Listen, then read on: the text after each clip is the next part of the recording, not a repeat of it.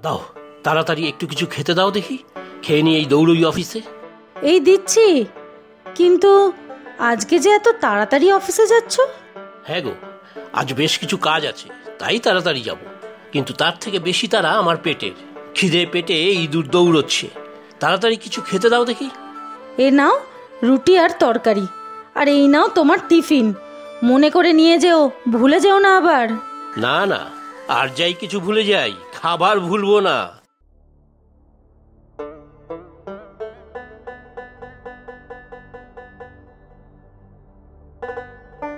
তুমি গেলে আমিও খেয়ে নেব, তারপর ঘরের কাজ। সারাদিন একা একা আর ভালো লাগে না জানো। শোনো না, নিচতলাটা ভাড়া নেবার জন্য কেউ যোগাযোগ করলো? ও হ্যাঁ, তোমাকে তো বলতেই ভুলে গেছি। আজ দুজন আসবে কথা বলতে, ঘরটা দেখবে। তাদের সবে বিয়ে হয়েছে, ছেলেটির এখানে কাজের পোস্টিং হয়েছে। তা তুমি ভালো করে খোঁজ খবর নিয়েছো তো?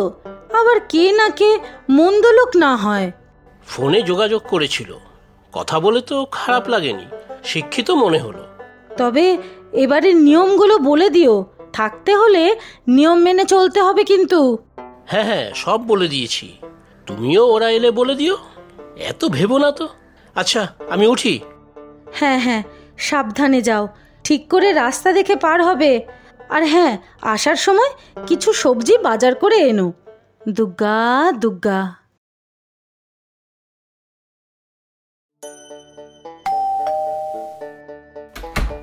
কে আপনারা?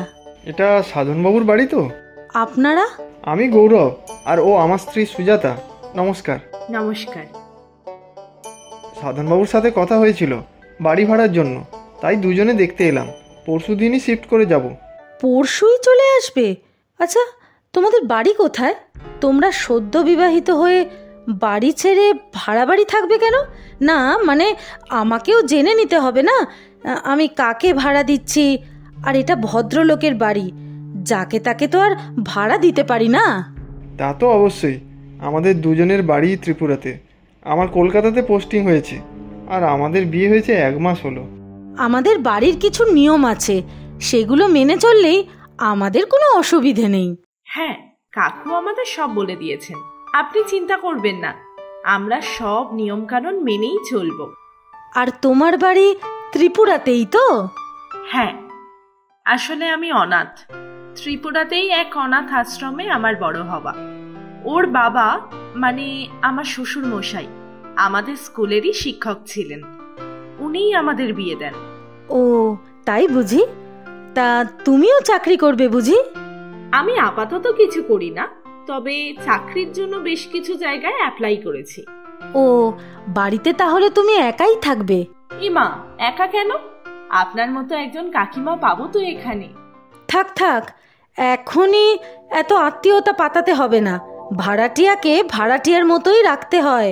আচ্ছা ঠিক আছে ঠিক আছে, আমার অনেক কাজ পড়ে আছে, ঘরটা আগে দেখে নাও, বুঝেছো? এসো। ঠিক আছে, দেখছি। তবে আমরা এখানেই থাকবো, পরশু জিনিসপত্র সব নিয়ে আসবো। ওরা তো পরশু থেকেই থাকবে বলল, তুমি কি কিছু ভাবলে? কি ভাববো, এ তো খুব ভালো কথা। তুমিও চাইছিলে তাড়াতাড়ি কেউ আসুক, তুমিও বাড়িতে একা থাকো, তোমারও একটু গল্প করার সঙ্গী হবে। গল্প করার সঙ্গী পরে ভাবা যাবে। আমার খুব চিন্তা হচ্ছে, ছেলেটিকে ঠিকঠাক মনে হলেও মেয়েটিকে আমার ঠিক ভালো লাগলো না জানো। মেয়েটি নাকি অনাথ। তাতে কি, মেয়েটা ভালো হলেই হলো, আর অনাথ হওয়া তো তার হাতে নেই।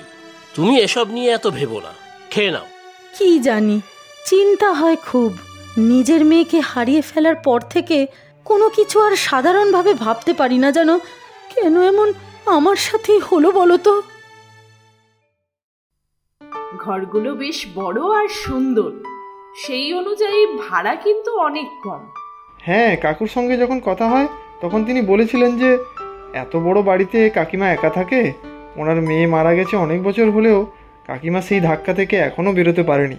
ওনাদের ভাড়া কম বেশির থেকেও একটা ভালো পরিবার খুব দরকার। তুমি সকালে বেরিয়ে যাবার পর আমি সারাদিন তো একাই থাকবো, মাঝে মাঝে কাকিমার সাথে গল্প করব, তাতে ওনার মনটাও ভালো লাগবে। আচ্ছা ঠিক আছে, এমন একটা সুন্দর বাড়িতে থাকতে পেরে আমারও খুব ভালো লাগছে। তুমি আস্তে সুস্তে সব গুছিয়ে নিও।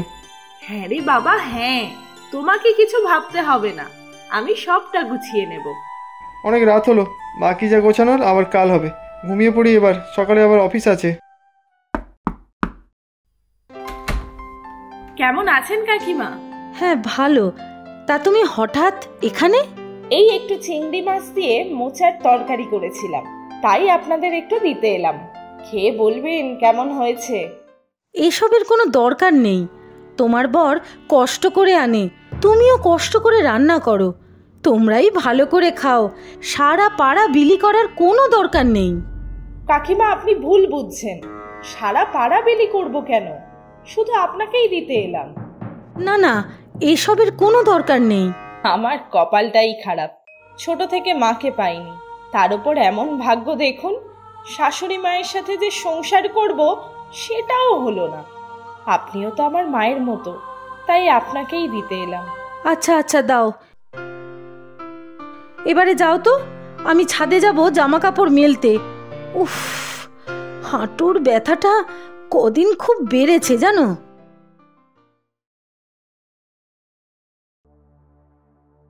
এ কি, আমার কাপড়গুলো তুমি তুলছো কেন? কাকিমা, আপনি উপরে এলেন কেন?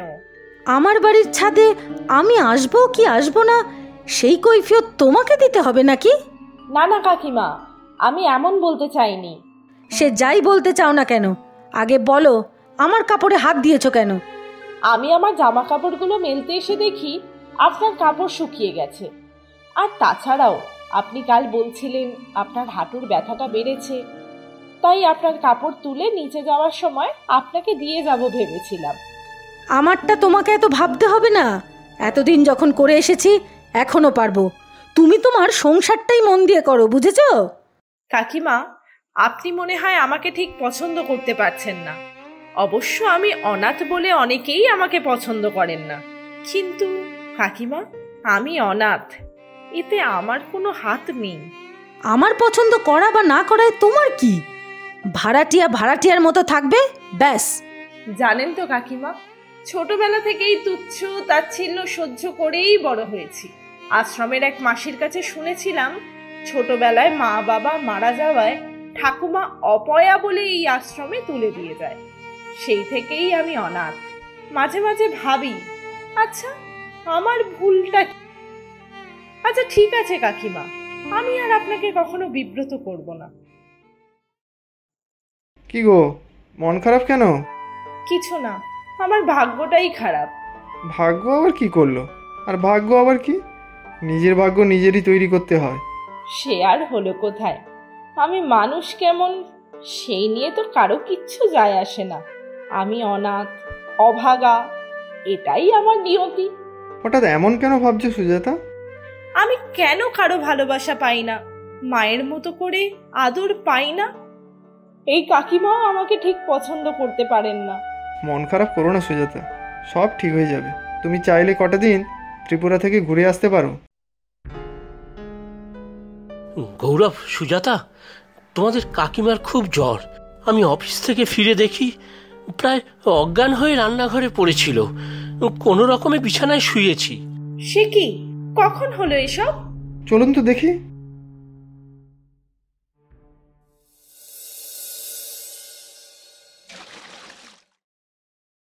আমি কাকিমার কাছে আছি। কাকু, আপনি আর গৌরব খেয়ে নিন।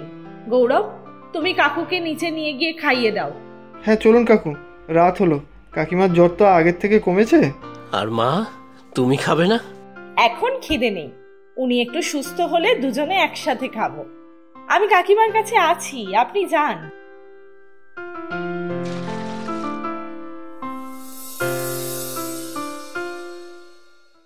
এখন কেমন লাগছে উমা? একটু ভালো। হঠাৎ অজ্ঞান হয়ে গেলে কি করে? জানি না, হঠাৎ করে মেয়েটার কথা খুব মনে পড়ছিল। আমার মতো হতভাগ্য আর কেই বা আছে বলো? কে বলেছে তুমি হতভাগী? তোমার এক মেয়ে আর নেই, আর এদিকে তোমার আর এক মেয়ে তোমাকে রাত জেগে সেবা শুশ্রূষা করে সুস্থ করে তুলল। মানে কি হয়েছে? সুজাতা সারা রাত জেগে তোমার সেবা করেছে, নিজে কিচ্ছুটি মুখে পর্যন্ত দেয়নি। সুজাতা? এই স্যুপটা খেয়ে নিন তো, শরীরটা তাহলে ভালো লাগবে। আমি জানি কাকিমা, আপনি আমার উপর খুব রেগে আছেন। আমি আপনাকে আর জ্বালাতন করব না। আমার জন্যই আপনি অসুস্থ হয়ে পড়েছেন। আর রাগ করে থাকবেন না কাকিমা, আপনি একটু সুস্থ হলেই সুজাতার ত্রিপুরা চলে যাবে। না না, কোথাও যাওয়া হবে না ওর। কিন্তু কাকিমা। কোনো কিন্তু না। আয় মা, আমার কাছে আয়। তুইও তো কিছু খাসনি মা। আমি মা হয়ে একা খাই কি করে? তোকে কাল কত কিছুই না বলেছি। ক্ষমা করে দিস মা, ক্ষমা করে দিস। তাছাড়া একটা মেয়ে আমাকে ছেড়ে চলে গিয়েছে। তুই অন্তত আমাকে ছেড়ে যাস না মা, তুই অন্তত আমাকে ছেড়ে যাস না। না কাকিমা, আমি কখনো ছেড়ে যাব না। আমি একটু মায়ের আদর ভালোবাসা পাওয়ার জন্য বসে আছি। আজ আমি খুব খুশি। এত বছর পর আজ আমি আমার মাকে পেয়েছি। প্রচুর সঠিক উত্তরদাতাদের মধ্যে থেকে আমরা বেছে নিয়েছি 10 জনের নাম। গল্পের নাম কলাপাতায় নেমন্তন্ন। নামগুলি হলো অভিমান মান্না, রাজহাটি, পশ্চিমবঙ্গ থেকে; রাশেদুল ইসলাম রাসেল, কিশোরগঞ্জ, বাংলাদেশ থেকে; জান্নাতুল ফিরদাউস ননি, বুড়িমারি, বাংলাদেশ থেকে; টুসু মোংলা, বাংলাদেশ থেকে; প্রীতি রায়, কলকাতা, পশ্চিমবঙ্গ থেকে; নেহা হালদার, পলাশী, নদিয়া, পশ্চিমবঙ্গ থেকে; স্বাগতা পাল, কোচবিহার, পশ্চিমবঙ্গ থেকে; স্নিগ্ধা কর্মকার, বামনগাছি, পশ্চিমবঙ্গ থেকে; সুমন দাস, নরেন্দ্রপুর, কলকাতা, পশ্চিমবঙ্গ থেকে; অপর্ণা দাস, চাকদহ, নদিয়া, পশ্চিমবঙ্গ থেকে। আজকের প্রশ্ন, সুজাতার বাড়ি কোথায় ছিল? তোমরা প্রশ্নের উত্তরের সাথে নিজের নাম আর কোথায় থাকো সেটাও লিখে জানাবে কিন্তু।